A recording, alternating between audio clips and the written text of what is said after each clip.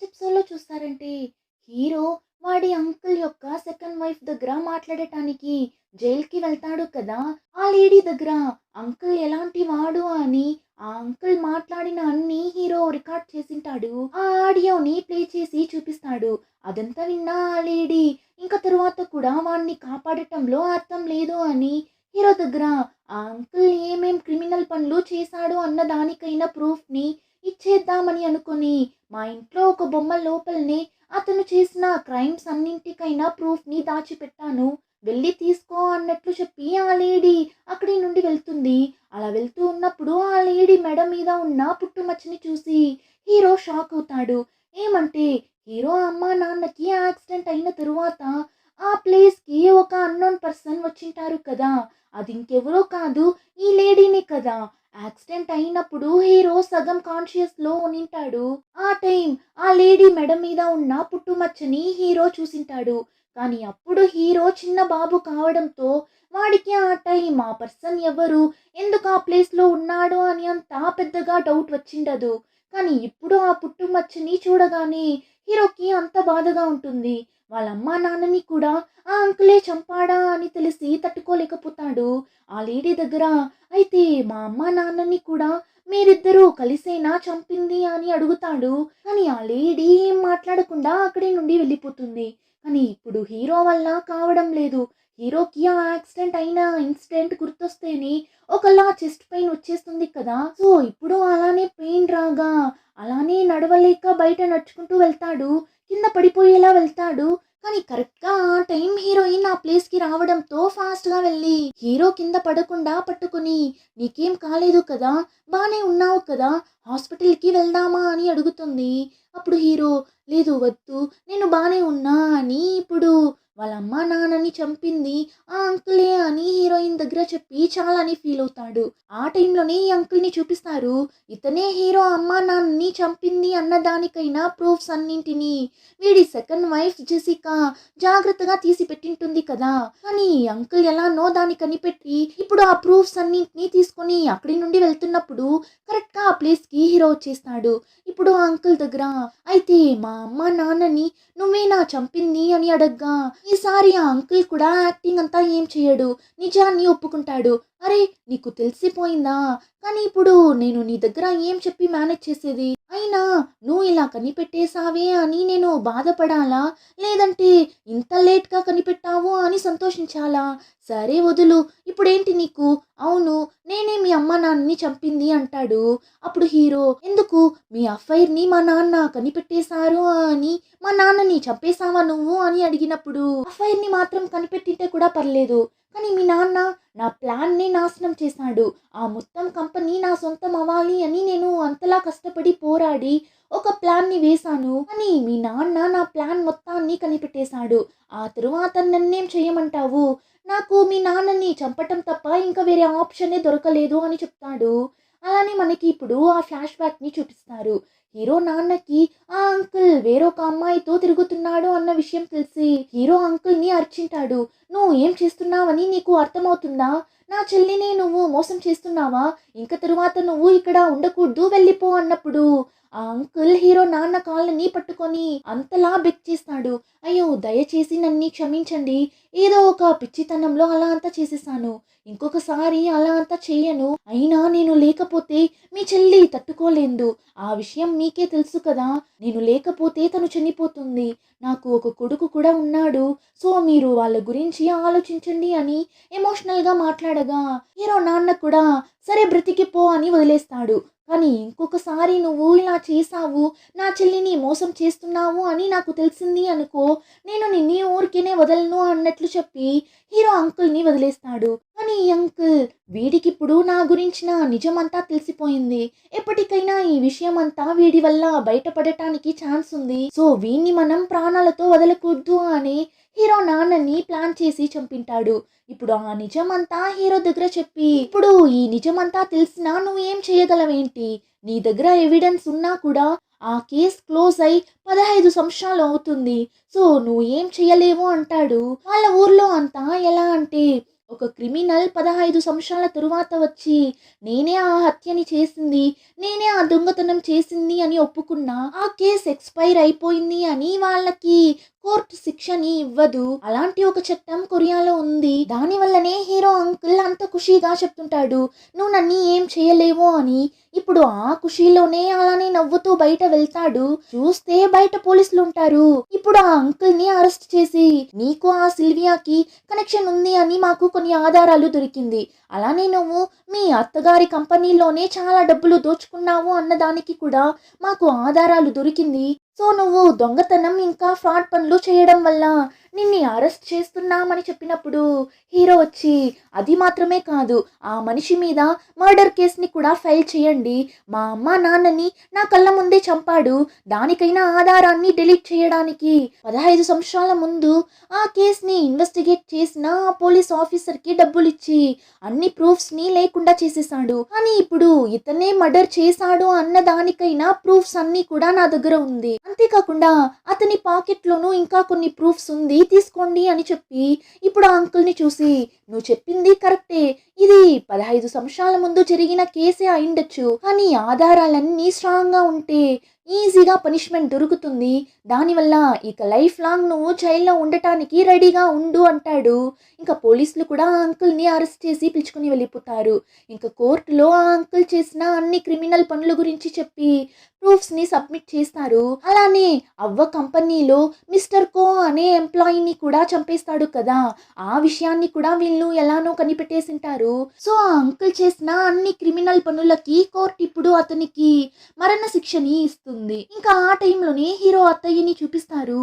ఆమె కోర్టుకి వెళ్లకుండా అవ్వ పక్కనే కూర్చుంటారు. నాకు చాలానే అవమానంగా ఉంది మా, అందుకే నేను కోర్టుకి వెళ్ళలేదు. ఆ రాక్షసుడి ముఖాన్ని చూడటానికి కూడా నాకు ఇష్టం లేదు. అలాంటి వాడి కోసం నేను మీ దగ్గర ఎన్నిసార్లు గొడవ పడ్డాను, అదంతా తలుచుకుంటేనే నాకు చాలానే బాధగా ఉంది మా. ఆ రాక్షసుడు మన అన్నని చంపేశాడు. నన్ని ఇన్ని సంవత్సరాలుగా మోసం చేస్తూ నిన్నాడు.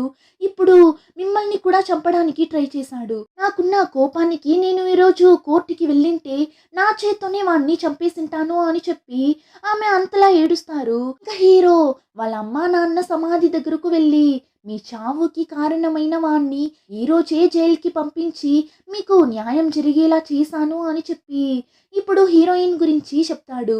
నేను పెళ్లి చేసుకోబోయే అమ్మాయి తినే అని.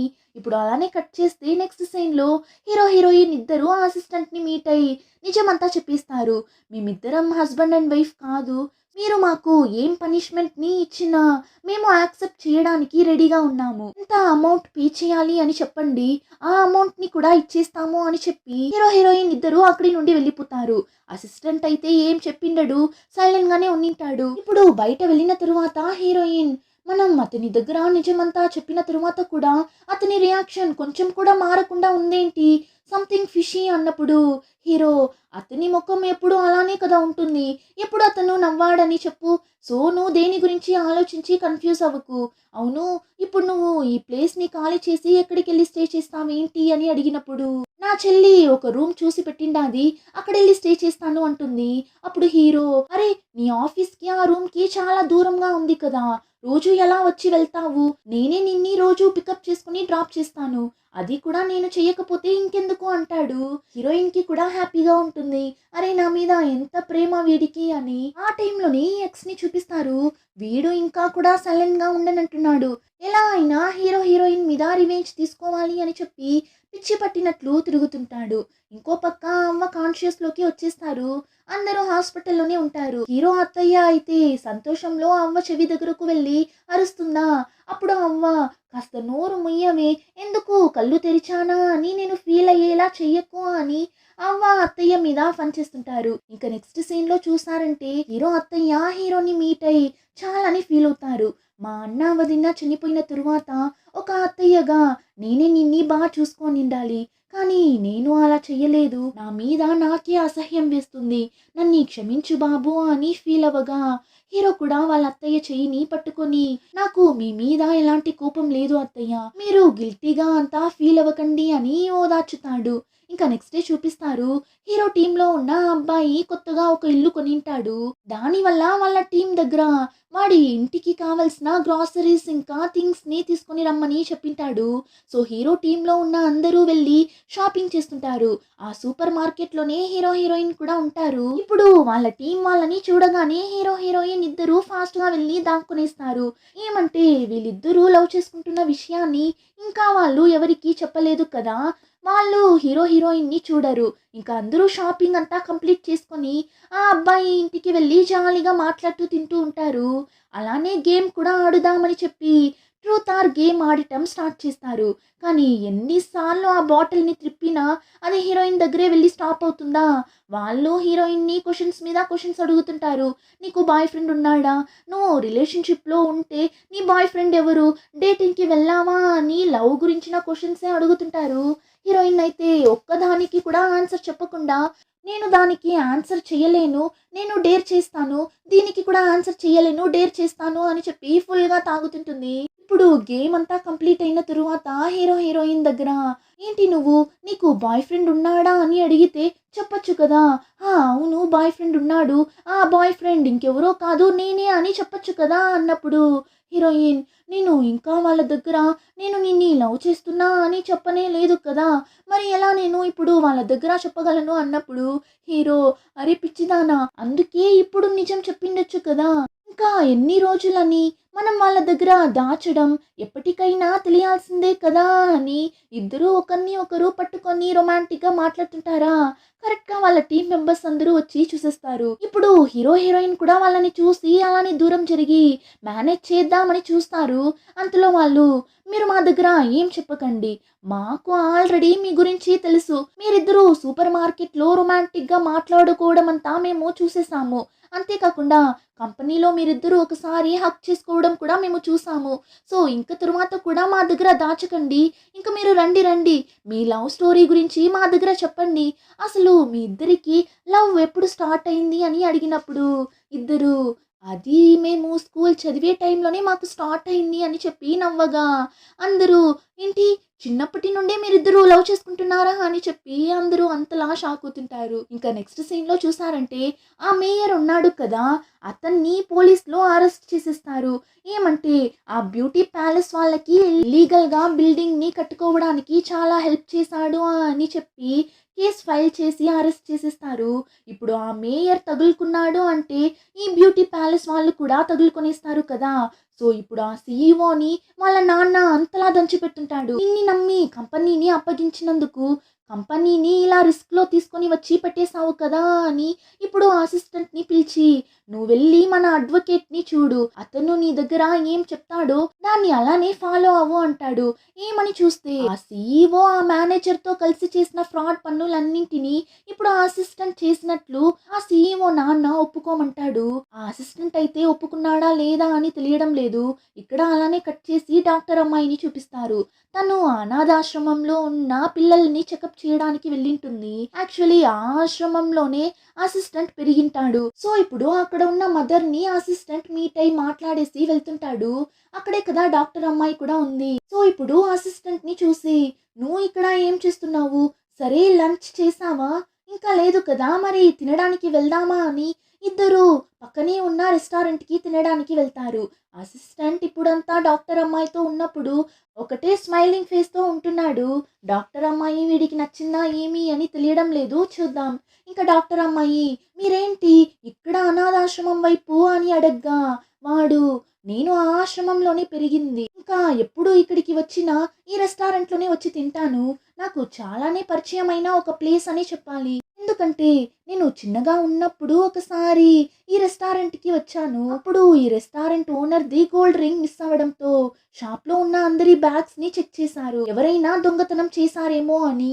కానీ చూస్తే ఆ రింగ్ నా కాళ్ళ పక్కనే ఉన్నింది. అంతే, ఆ ఓనర్ నా మీదనే పోలీస్ కంప్లైంట్ ఇచ్చేశారు. కానీ అప్పుడు ఆ రింగ్ని నేను దొంగతనం చేయనే లేదు, నా కాళ్ళ పక్కన ఉన్నింది అన్న ఒక్క రీజన్తో నేనే దొంగలించాను అని అనుకున్నారు అంటాడు. అప్పుడు డాక్టర్ అమ్మాయి నువ్వు అప్పుడు సైలెంట్గానే ఉన్నావా ఏంటి, నువ్వు ఆ రింగ్ని తీయలేదు అని నువ్వు చెప్పిండొచ్చు కదా అని అడిగినప్పుడు అసిస్టెంట్ నేను చెప్దామని అనుకున్నా. కానీ అంతలో అక్కడ ఉన్న వాళ్ళలో ఒకతను నన్ను చూసి, "వీడు పక్కన ఉన్న అనాథాశ్రమంలోనే ఉంటాడు. దానివల్ల ఖచ్చితంగా వీడే దొంగలించుంటాడు" అని నా మీద ఒక ముద్ర వేసేసాడు. అంతే. ఆ మాట విని నేను ఏం మాట్లాడలేకపోయాను. ఆ తరువాత నేను ఆ ఆశ్రమంలో నుండి బయట వెళ్ళిపోయాను అంటాడు. అప్పుడు డాక్టర్ అమ్మాయి, "అయితే నిజంగానే ఆ రింగ్‌ని దొంగతనం చేసిన ఆ దొంగ ఎవడు? వాడు బయట పడనే లేదా?" అని అడగ్గా అసిస్టెంట్, "వాడెలా బయటపడతాడు? వాడికి బదులుగా నేను సరెండర్ అయిపోయా కదా! ఆ రింగ్‌ని దొంగతనం చేసిన ఆ అబ్బాయి వాళ్ళ నాన్న నన్ని వాళ్ళ ఇంటికే పిలుచుకొని వెళ్ళి నన్ని చదివిపించారు. ఇంకా వాడికి బదులు నన్నెళ్ళి ఎగ్జామ్‌ని రాయమని చెప్పారు. వాళ్ళ కొడుకు చేసే తప్పులన్నింటికి నన్ని తోడుగా ఉండమన్నారు. నేను అన్నింటిని చేశాను. ఇప్పుడు జీవిస్తున్న ఈ లైఫ్ కోసం" అంటాడు. సో, రింగ్‌ని దొంగతనం చేసిన ఆ దొంగోడు ఇంకెవడో కాదు, ఆ సీఈఓనే. ఇప్పుడు ఆ అసిస్టెంట్ స్టోరీ అంతా విని డాక్టర్ అమ్మాయి చాలానే ఎమోషనల్ అయిపోతుంది. కానీ కాసేపు తరువాత, "అవును, నువ్వెందుకు ఇప్పుడు ఇదంతా నా దగ్గర చెప్తున్నావు" అని అడగ్గా వాడు నవ్వుతూ, "ఎందుకో నీ దగ్గర చెప్పాలి అని అనిపించింది. నీ దగ్గర నా గురించిన అన్ని విషయాలు చెప్పి క్లీన్‌గా నీ దగ్గర రావాలి అని అనుకున్నా" అని ఇండైరెక్ట్‌గా డాక్టర్ అమ్మాయికి ప్రపోజ్ చేస్తాడు. డాక్టర్ అమ్మాయి కూడా అర్థం చేసుకొని నవ్వుతుంటుంది. ఆ! నాకు ఓకేనే అన్నట్లు. ఇప్పుడు ఇక్కడ అలానే కట్ చేస్తే మన దేవదాస్‌ని చూపిస్తారు. ఫుల్‌గా తాగుతూ అంతలా ఫీల్ అవుతూ కూర్చోంటాడు. ఇలా మేరీని వదిలేసి చాలా పెద్ద తప్పు చేసేసాను కదా! తను నా లైఫ్‌లో ఉన్నప్పుడు నేను చాలానే సంతోషంగా ఉండిన్నాను. కానీ ఇప్పుడు అంత అన్‌లక్కీగా ఫీల్ అవుతున్నా. వెళ్ళిన ప్రతి ఇంటర్వ్యూలోనూ ఫెయిల్ అయ్యి ఇలా జాబ్ లేకుండా తిరుగుతున్నా. ఎలా అయినా ఈసారి మేరీని కన్విన్స్ చేయాలి అని వీడు మళ్ళీ హీరోయిన్‌ని చూడటానికి వెళ్ళిపోతాడు. కానీ అలా వెళ్ళి చూస్తే లోపల హీరో, హీరోయిన్ ఇద్దరు జాలీగా, సంతోషంగా వాళ్ళ టైంని స్పెండ్ చేస్తుంటారు. అదంతా చూసి వీడికి అంతలా కాలిపోతుంది. కోపంగా అక్కడి నుండి వెళ్ళిపోతాడు. ఇంకా ఆ రోజు నైట్ హీరో హీరోయిన్‌తోనే స్టే చేస్తాడు. ఇంకా నెక్స్ట్ డే మార్నింగ్ హీరోయిన్ కంటే ముందే లేచి హీరోయిన్ కోసం బ్రేక్‌ఫాస్ట్ ప్రిపేర్ చేస్తుంటాడు. హీరోయిన్ కూడా చాలా హ్యాపీగా, "ఎంత స్వీట్ అయిన బాయ్ ఫ్రెండ్‌వి నువ్వు. నా కోసం చూసి చూసి కుక్ చేస్తున్నావు కదా! అవును, ఇలా ఎప్పుడూ నా కోసం కుక్ చేసి ఇస్తావా" అని అడగ్గా హీరో కూడా, "ఆ! ఖచ్చితంగా. నా ఈ నల్ల జుట్టు తెల్లగా అయిపోయే వరకు నీ కోసం నేను కుక్ చేసి ఇస్తాను" అన్నట్లు చెప్పగా హీరోయిన్‌కి ఆ మాట విని అంత హ్యాపీగా ఉంటుంది. ఫాస్ట్‌గా వెళ్ళి హీరోని హగ్ చేసుకుంటుంది. ఫైనల్లీ హీరోయిన్‌కి తను ఆశపడినట్లు ఒక లైఫ్ దొరికింది. ఇంకా ఆ టైంలోనే ఎక్స్‌ని చూపిస్తారు. వీడు హీరోయిన్‌ని ప్రశాంతంగానే ఉండనివ్వడం లేదు. మళ్ళీ హీరోయిన్‌కి కాల్ చేస్తాడు. కానీ హీరోయిన్ లిఫ్ట్ చేయదు. కాల్‌ని కట్ చేసేస్తుంది. అంతే. వీడికి మండిపోతుంది. ఇప్పుడు కోపంలో ఏం చేస్తాడు, "ఓహ్! నా కాల్‌ని నువ్వు కట్ చేస్తావా? ఉండు నీ పని చెప్తా" అని ఇప్పుడొక మెయిల్‌ని రెడీ చేసి మీడియా వాళ్ళకి, హీరో కంపెనీలో ఉన్న వాళ్ళకి, ఇంకా హీరో, హీరోయిన్‌కి అని అందరికీ ఒక మెయిల్‌ని సెండ్ చేస్తాడు. ఏమని చూస్తే అంత పెద్ద కంపెనీకి ఓనర్ కాబోతున్న కిమ్ వుజు ఒక ఫ్రాడ్ పని చేశాడు. అలా ఏం చేశాడో తెలుసుకోవాలి అని అనుకుంటే ఇలా ఈ ప్లేస్‌కి వచ్చారు అంటే నేను ప్రెస్, మీడియా అని అందరి ముందు వాడు ఏం చేశాడో అన్న నిజాన్ని మీ అందరి ముందు చెప్తాను అంటాడు. ఇప్పుడు ఆ మెయిల్‌ని చూసి హీరో, హీరోయిన్ ఇద్దరు ఫాస్ట్‌గా ఆ ప్లేస్‌కి వెళ్తుంటారు. ఆ టైంలోనే మీడియా వాళ్ళు కూడా వీడంతా ఒక మనిషి అని వాడి మెయిల్‌ని సీరియస్‌గా తీసుకొని అంతమంది మైక్‌ని, కెమెరాని పట్టుకొని వెళ్తుంటారు. అలానే ఎపిసోడ్ కంప్లీట్ అవుతుంది. ఇంకా ఫైనల్ ఎపిసోడ్ మాత్రమే ఉంది. సో, మిస్ అవ్వకుండా చూడండి. ఇంకా ఈ వీడియో నచ్చితే like, share and subscribe. Thanks.